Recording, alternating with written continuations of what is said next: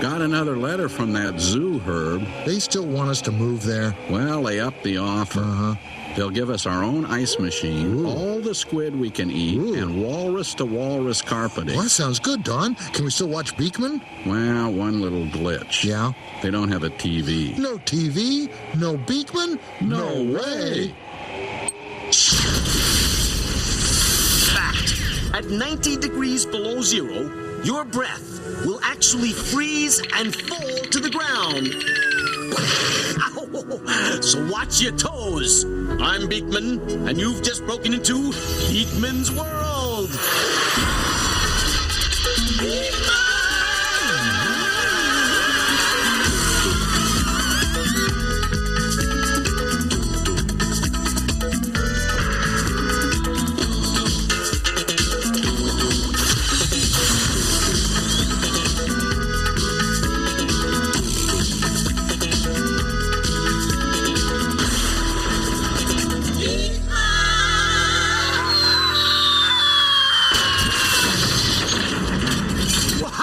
Gravity!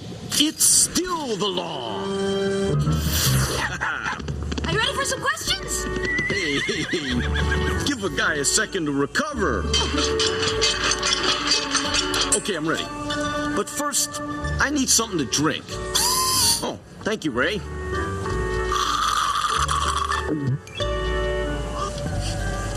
the end of the show, I'll tell you the address where you can mail in your questions. All right, Josie. Fire when ready. Matthew Emmerich of Oxford, Michigan asks, Dear Beakman, why does a straw look bent when it's in a glass of water? It's true. Why, it must be... refraction. Watching? Refraction. To understand refraction, you've got to understand something very basic. We don't see things.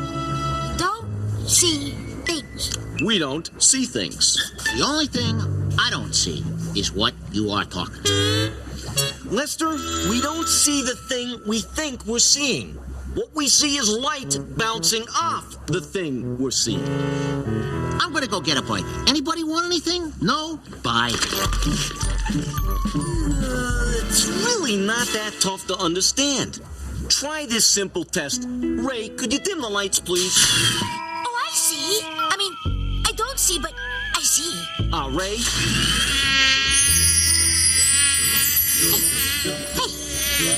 Hey, I got it. Light bounces off things. That's why you can see when there's light and you can't see when there's no light. Illuminating, isn't it? And incredibly crucial to the idea of refraction. Let's look at the glass of water and the straw again. Now, when we look at the straw, we're not really seeing the straw. What are we seeing, Josie? Tell it to me quickly. We're seeing light bounce off the straw. Yeah, all right. We know that the water isn't bending the straw, but the straw still looks bent underwater. What is it that is really bending? The light? Hey, precisely! The light! When it hits the surface of the water, the light bends. Light travels faster through the air than it does through water. So when it hits the water at an angle, it pivots and goes at a new angle. It bends. Now dig this. I'm going to show you how you can see a coin in a dish without looking over the rim. For this one, Ray, I need you to be my eyes, okay? Good. Here we go. Now, put the coin in there. Can't see the coin, can you? Now we'll add some water. Boom, boom, boom, nice and gently. And boom. Okay. We all know that coins don't float, so how do you explain what we're seeing now? Refraction. Lester, there's a high five in this with your name on it. Okay, Beakman. So now that I understand what you're talking about, I got just one question about all this. Yes? Who cares? Everybody. We use use refraction all the time. One tool we use to refract light is a lens. Hey, Ray, fork over your glasses, please. Thank you. The lenses in Ray's glasses bend light so that he can see better. See, his eyes don't see correctly without him. Where'd you go? Where are you? I'm right here. Oh. Right here, Pete. You see, that's why glasses are called corrective lenses. What's this? What is this? Easy. Watch the nose. Right. Here you go, Ray. Oh, here you go, Ray. Yeah. Ray, you got him on wrong. Here you go. And when it comes to refraction, hey, glasses are just the tip of the iceberg. Herb, how much do you tip an iceberg anyway? I don't know, a couple of chips. Here's something most people don't know. The sun, during sunsets and sunrises, is not exactly where you think it is. When you look at the sun just before it goes below the horizon, you're not actually seeing the sun. The sun has already gone down. What you are seeing is the sun's refracted light. Lenses are also used to bend light in cameras, copy machines, CD players, even telescopes. We use refraction to see worlds millions or even billions of miles away. Wow! Look at that. Or we use refraction to see things much too tiny for the naked eye. Like in this microscope. Oh, he's ugly. Yeah, I'm gonna split. Coming up next, we make soda pop. And I mean pop. We'll pop back in a jiff. Beakman's World will be right back. Now, back to Beakman's World. Get ready to slam dunk your cerebellum.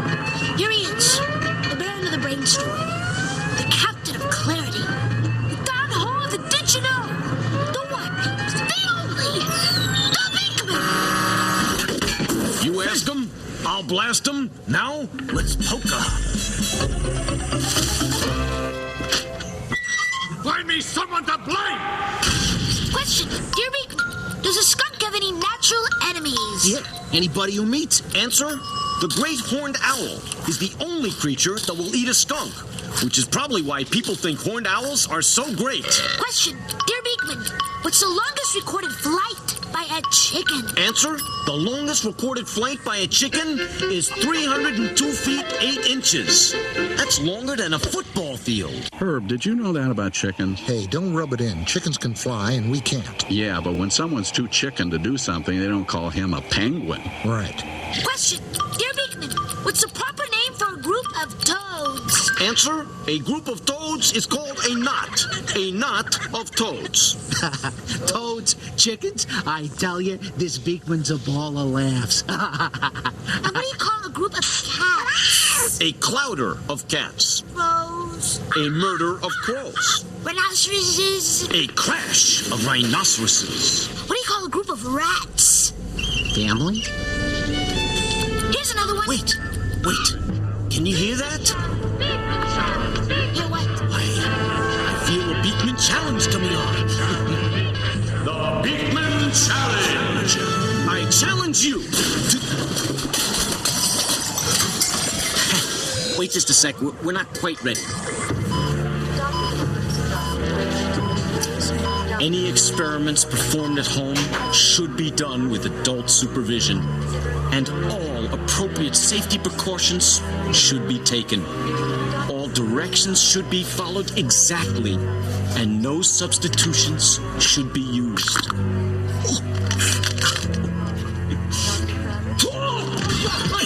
I challenge you to crush this soda can by plunging it into this bowl of water. Oh, that's easy. I would take the can and put it into the bowl. Then I would get up on the table and stomp it like a flamenco dancer.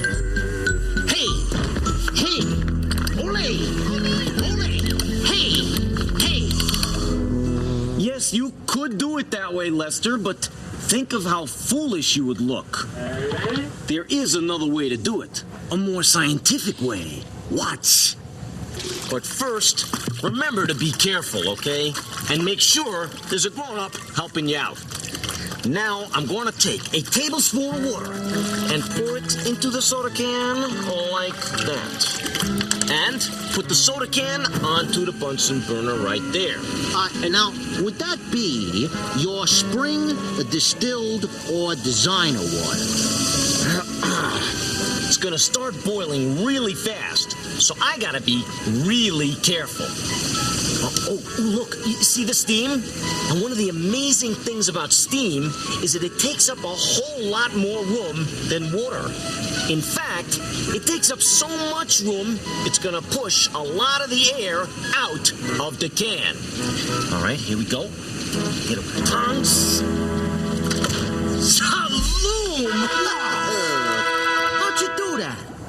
Hey, this isn't another one of those air pressure tricks, is it? Ba-doo, Lester. Hey, man, you've been paying attention. Oh, sorry. Here's what happened. Bogoscope, please. Here's a can. There's air pressure outside it pushing in, and air pressure inside it pushing out. When we boil water, there's still air pressure pushing in on the can. But now there's steam pushing out. However, when we put the can in the cold water, the steam cools down and becomes water again. Since water takes up a lot less space than steam, we have very little pressure in the can pushing out. But the air pressure outside the can is still pushing in. Bada bing, bada bang, Bada boom. Coming up next, an attraction that is simply magnetic. Grab a pencil and we'll be back in a flash. Beakman's World will be right back. Now, back to Beakman's World. You know, I'm not so sure there is a scientific explanation as to why people look so dorky when they're on the car phones. Yeah, I guess it's just one of those problems they're not throwing enough research dollars at. Hang on. Mail call. I'll be right off. Gotta go, AJ.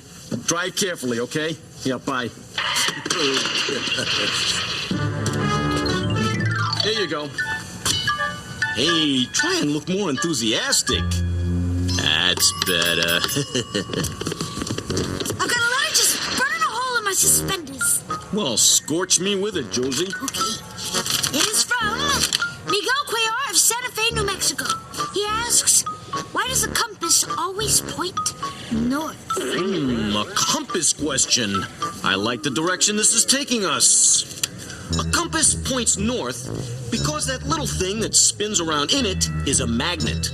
And magnets tend to line up with other magnets. The little magnet in the compass lines up with a much bigger magnet. And what is that much bigger magnet? Well, we'll get to that fascinating tidbit soon enough, Josie. But first, it's compass making time. Here's what you'll need. You'll need a needle, a magnet, a piece of aluminum foil, and a bowl of water. Sorry. Come back here.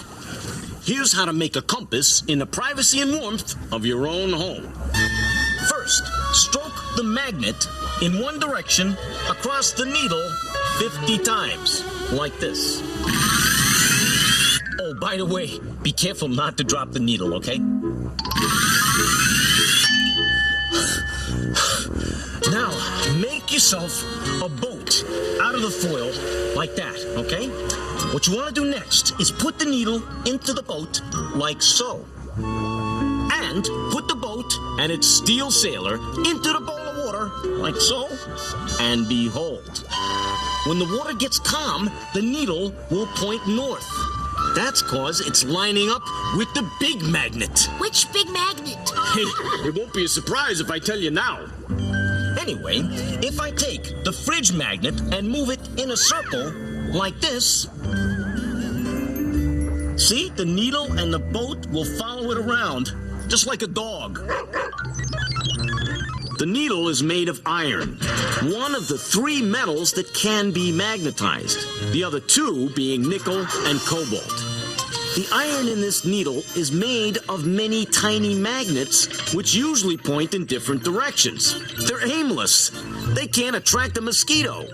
But when we rubbed the magnet on them, most of them lined up and worked together. What do the S and N stand for? The N stands for north, and the S stands for south. Right. See, magnets are just like the Earth. They have a north and south pole. How can they talk about the South Pole without mentioning penguins? I don't know, Don. It has to be an oversight. My advice is to stay calm and continue to watch and hope. Yeah. Say, Beakman, don't penguins live at the South Pole? And very happily, I might add. The only thing keeping me from hugging that girl is... Yes. no arms. You don't think your fish breath has a little something to do with it? Yikes! Here's the really interesting part. When the tiny magnets inside something are lined up south to north, the thing they are a part of becomes a magnet. Watch what happens when I touch this magnet here to these paper clips. Hello! As you can see, I'm a paperclip tycoon. I own a chain of them. The paper clips are grabbing onto the magnet, demonstrating that the big magnet lined up all the little magnets in each paperclip and attracted them. Now, watch this.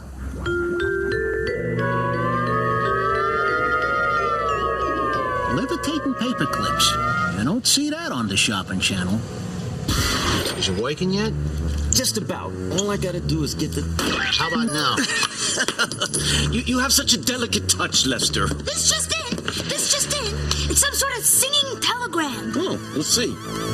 Dear Beakman, each week I'm drawn to your dynamite show. I can't pull away from the TV screen's glow. I'm just so attracted to seeing you guys explaining who's who and what's what and why's why. But maybe this time I can help you explain why magnets and compasses seem to have brains. Signed, Jeffrey Picetto of Baltimore, who obviously knows about magnets and more. Well, crew, Shamovision helmets on.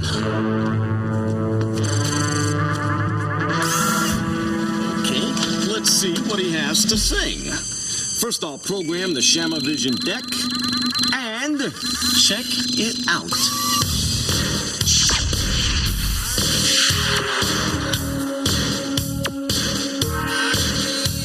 Let's talk about the north and south. Let's talk about the north and south. The earth is spinning all around. The earth is spinning all around. We're dancing in magnetic fields. We're dancing in magnetic fields. I'll show you just how good it feels. We've got magnetism.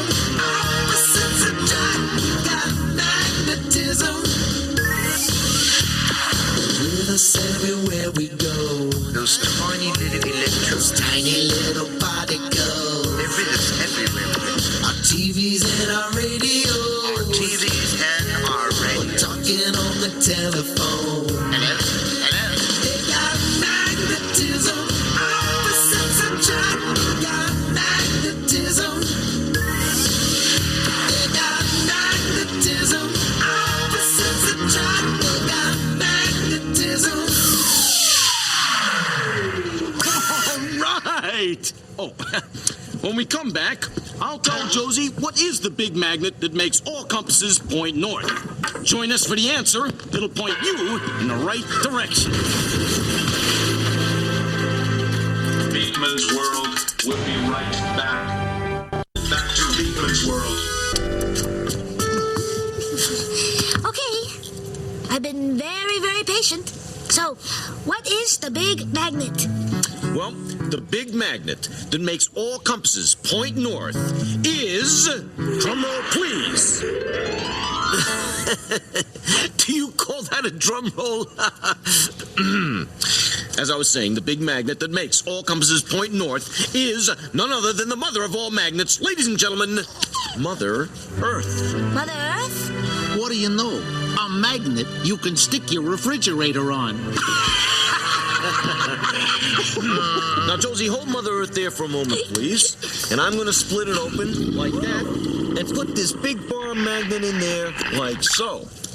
And so, Josie, and Miguel Cuellar of Santa Fe, New Mexico, no matter where I put it, the needle on the compass will always point towards the North Pole on this globe.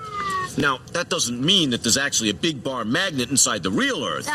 But the Earth generates a magnetic field, and that's what compasses respond to. Hey, and in response to the swift passage of time... See ya! Next time on Beakman's World. WSNOW, Penguin Television, serving the Tri-Glacier area, now concludes its broadcast day. Ah, a little kelp, a little Beakman. All in all, it was a good day, Herb. Hey, any day I don't get eaten by a shark is a good day. Good day?